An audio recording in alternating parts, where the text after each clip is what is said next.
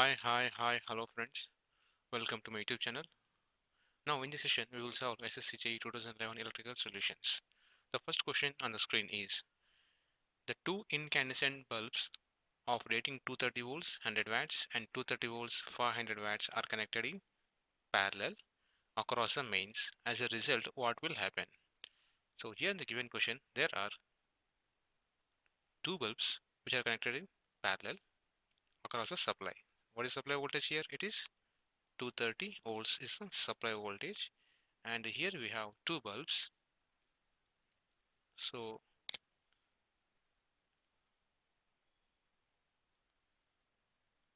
these are the two bulbs. Here we have, let's say, ES1 and here ES2. Here I have switch here. So let's say A1, A2 are the switches. Now what will happen here? A 100 watt bulb will glow brighter, 500 watt bulb glow brighter, and both the bulbs will glow equally bright. Both the bulbs are glow dim. So this is an example for our household bulbs here. Suppose for example say, so S1 is a bulb which are used in our home, that is especially in hall. And S2, let's assume that is a bulb which are used in our bedroom or a light low light area such as a washroom. So here these two are bulbs connected A1 and A2 here. So whenever we switch on the supply to this bulb, the bulb will glow depends upon its rating. So we can say that the 500 watt bulb, this one is a 500 watt bulb, will glow more brighter compared to 100 watt bulb. So the option is B. So I can explain this in other way. Let's consider this case. So here let's say P is equal to V into I, which is nothing but we can write it as I square into R, which is nothing but V square by R. So this is the formulas for power here normally. So for the same voltage, P is proportional to 1 by R. So R is inversely proportional to P, we can say. So the power rating is more. What about the resistance? Resistance is low. So as the resistance is low, what about the current carrying increases here? As the current increases, what about I square R losses increases? So what about energy? I square RT increases. So energy dissipation are more. So light is more. That means whatever the rating of the bulb is more, so it will light more. So this is another way of explanation. The next question, in a 2 watt meter method of measurement of three phase power of balanced load, if the both the watt meter indicates the same reading, then the power factor of the load is. So here we are having 2 watt meters W1 and W2. So they are measuring three phase power. The formula for this wattmeter W1 and W2 is, so W1 is equal to root 3 into V phase into I phase into cos of 30 minus phi is the angle, and W2 is nothing but root 3 into V phase into I phase into cos 30 plus phi. So when the wattmeters W1 and W2 are indicating the same reading, that means the W1 is equal to W2. So from this, what you can get here, I will write directly here. That is, W1 is nothing but root 3 into V phase into I phase, which is equal to root 3 into V phase into I phase. So both are cancelled here. So we'll write directly. So cos 30 minus phi is equal to cos 30 plus phi. So these two should be equal. So at what value these two should be equal? So we can say directly it as, so when the phase angle, the power factor angle is 0, then W1 satisfies W2. That means whatever the power factor, so power factor is nothing but cos phi, which is equal to cos 0, which is nothing but 1, which is called as unity power factor. So when the wattmeter W1 W2 reads the same leading means it indicates that the load is a R load here. That is unity power factor load. The next question on the screen is a current wave starts at 0, rises instantaneously, then remain at a value of 20 amps for 10 seconds, then decreases instantaneously, remains at a value of minus 10 amps for 20 seconds, and then repeats this cycle. The RMS value of the waveform is. So here we will try to draw the graph. So according to the question, a current wave means I in y-axis and time period in t. So here a current wave starts at 0 here. So here 0 and rises instantaneously of 20 amps. So they say this is the 20 amps for 10 seconds. So assume that this is a time period for 10 seconds here. Next one, then decrease instantaneously. So decrease instantaneously for minus 10 amps. So this is minus 10 amps and this is for 20 seconds. So this is 20 seconds here. Okay, so here 0, 10 seconds and here 30 seconds of time. Now what is the IRMS value we need to find here? The formula for IRMS is, so IRMS square is equal to 1 by time period into the integration starts from the period of 0 to 30 seconds, 0 to 30, and it's a square wave. So here we can say I of t into dt. So from this we can see that here when the 0 less than t less than 10, the current is how much? 20 amps. When the time between 10 to 30, the current is minus 10 amps. So here I forgot I square of into dt. So if you substitute this here, what is the time period here? 1 by 30 seconds into, I will split this 0 to 30 interval into 0 to 10 and 10 to 30. So integration from 0 to 10. So 20 square is the current into dt plus integration from 10 to 20, sorry, 10 to 30 into, so minus 10 whole square into dt. So here 1 by 30. So 20 square means 400. Integration of dt means it will be t only. So 10 minus 0 it will be here plus, so 10 square means 100. So integration of dt means t. So 30 minus 10 here. So this is equal to 1 by 30 into, so 4000 plus, so 20 into 100, that is 2000. So 6000 divided by 30. So answer is 200 here. But we need to find IRMS now. So IRMS is equal to square root of 200, which is nothing but 14.14 amps is the answer. Here is an AC voltage source with an internal impedance of Z1 is connected to a load of impedance Z2 for a maximum power transfer. The load condition is. So this is to transfer the maximum power from the source to the load. Say for example, say here. So here we have AC source,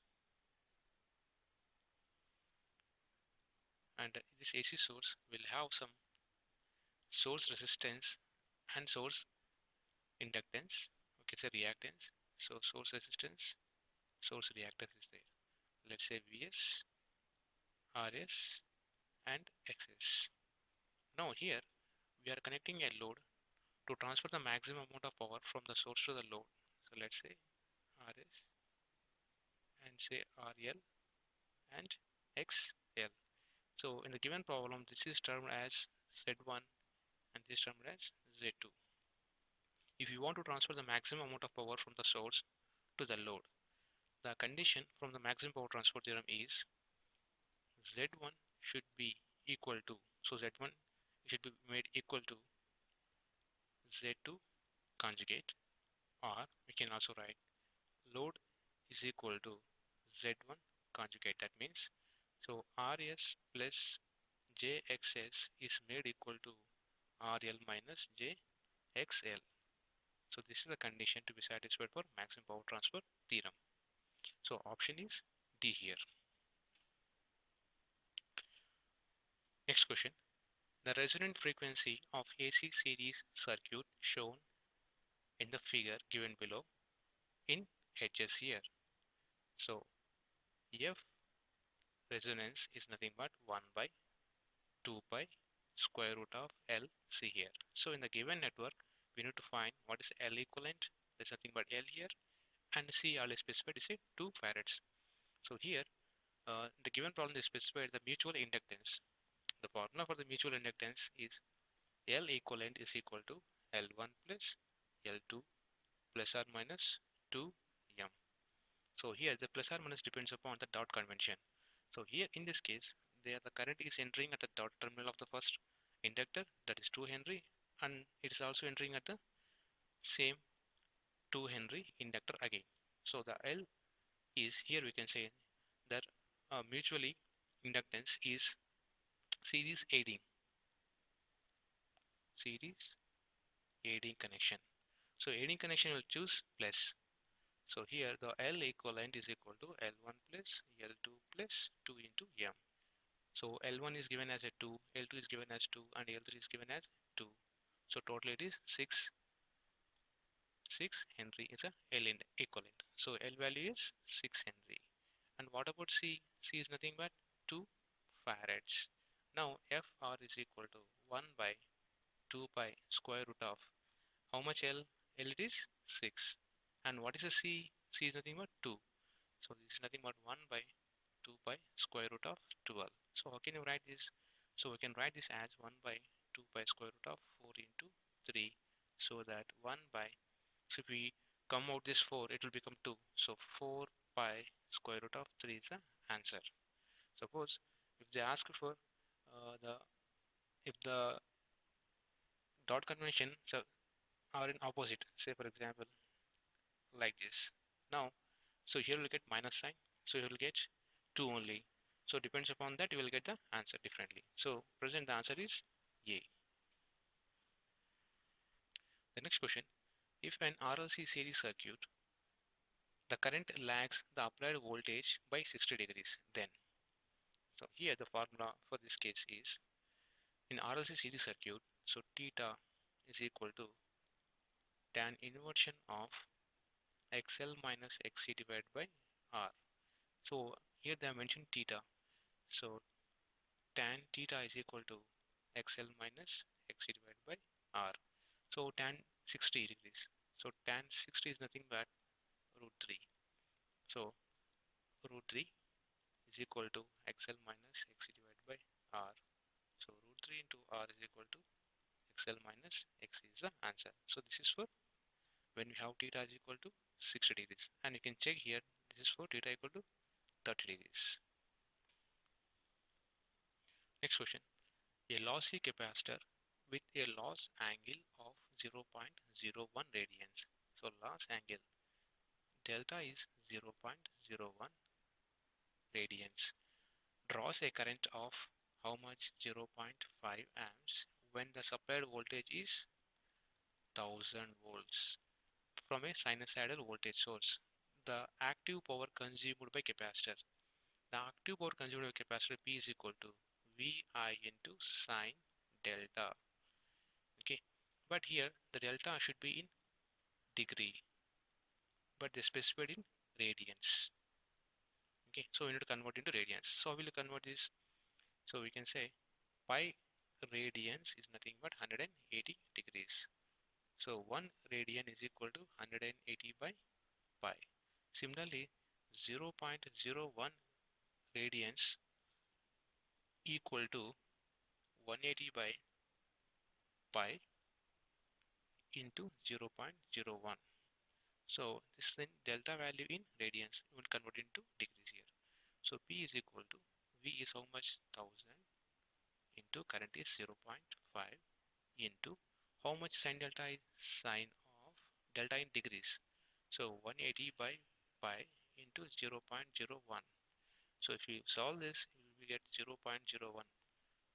That means, so 1000 into 0.5 into 0.01, it is 5 watts. The answer is 5 watts here.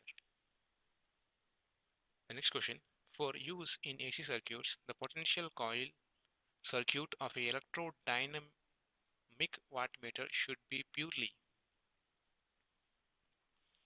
So here, this is an electrodynamic wattmeter. So here you can see the current coil and potential coil, these two are there. So this potential coil connected to series resistance here. So this is to reduce errors. So you can see here that the answer is, it's a resistive. Suppose if the question is asked for the use in AC circuits, the potential coil circuit of a energy meter. So for energy meter, it will be inductive. Okay, so for electrodynamic wattmeter means it's resistive, and for energy meter should be inductive here. Next question here. The voltage wave given by P is equal to 4 cos omega t produces a current wave I is equal to 1.5 cos omega t minus 2.598 sin omega t in a circuit, the current wave. So first we will take V as a reference. So V as a reference we'll choose. So this is say V. So V is equal to considered as a 4 cos omega t as a reference. Now where we have sine, so sine term here it will be 90 degrees to it. So here we have sine omega t. Next, so I will take the current term. So what is the current term? I is equal to 1.5 cos omega t minus say 2.6 approximately writing sine omega t is here. So sine omega t is here, it is opposite. So here I can take 1.5 cos omega t and negative sign. So here I'll take somewhere here minus 2.6 here. Now we will draw the angle between these two. So it will be somewhere here else. So now we have to choose the angle between these two. So this is a voltage difference and this is a current. So here this is a, let's say phi. So phi is a resultant angle between voltage and the current equations. So now here, let's say tan phi is nothing but opposite by adjacent. So opposite here is 2.6, adjacent is 1.5. So phi is equal to tan inversion of 2.6 divided by 1.5. So it will give 60.018 approximately, because we made approximation here as 2.598. That's 2.6. So 60 degrees. Now tell me here. So here voltage is here. So voltage current is here. So current leads the voltage by how much angle? 60 degrees. So current leads the voltage by 60 degrees is the right answer for this question. And the last question, the damping in D-Arsenal galvanometer is obtained by. So here we have seen the basic model of a galvanometer. Here you can see there are the discs. The discs are there. So these discs are going to produce a damping to avoid the oscillations. So damping is done to avoid oscillations of the moving system. Okay. So to avoid this, here we are using the damping, eddy current damping here. So eddy current damping is induced in the metal discs. Why? Because of this magnetic field, there is a eddy current damping is used in D-Arsenal galvanometer. So answer is D here. Okay. So here we are using springs also, but it is for controlling torque. Okay. So thank you friends. Thanks for watching my videos. Have a nice day.